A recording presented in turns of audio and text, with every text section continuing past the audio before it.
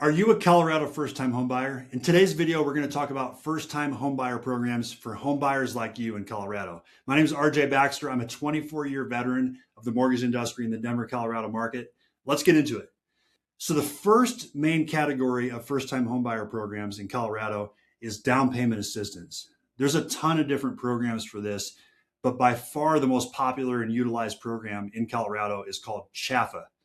CHAFA stands for Colorado Housing Finance Authority, and it's a government-backed program to help you get the down payment so you can get your foot in the door as a home buyer. Now, CHAFA has a few caveats that I really like to talk about with my clients before they jump into it. CHAFA can be more expensive in closing costs, and also the interest rate's a little bit higher than other types of programs if you have your own down payment. So I always coach people that if they have their own down payment, it can be a less expensive alternative to actually come up with your own down payment instead of utilizing CHAFA.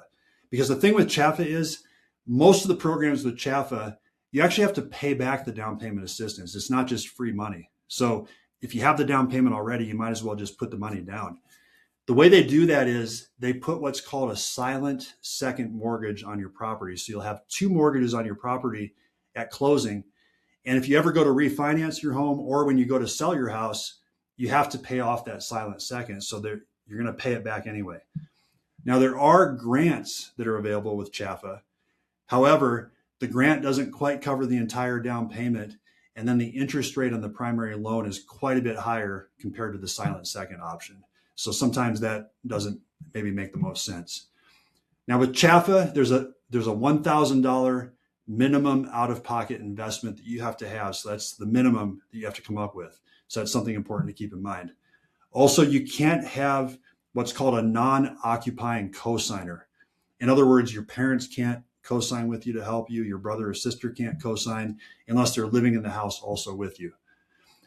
Another thing that's important with CHAFA is that there's income limits to qualify for the various programs. So depending on the program, that determines, and your household size, that determines if you can qualify for the program. So if you would like to look up if you can qualify for this based on the income, give me a call. I can pull it up and help you out with that. Now, the next category of first-time home buyer programs, and this is not specific to Colorado, is a program called HomeReady. This is a program that's backed by Fannie Mae. It has a 3% minimum down payment, so you have to have a little bit out of your own pocket. And it's governed by lower income limits than CHAFA. So HomeReady has an income limit where you have to be at 80% of the area median income. And again, I can help you to look this up if you're curious, if you're within that category. HomeReady has better interest rates than regular loans. It has just, like I said, a minimum 3% down payment. So it's a much more affordable down payment.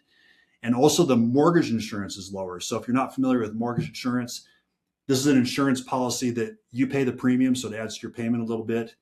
And it insures the lender in case you default on the loan if you foreclose so that they can get their money back.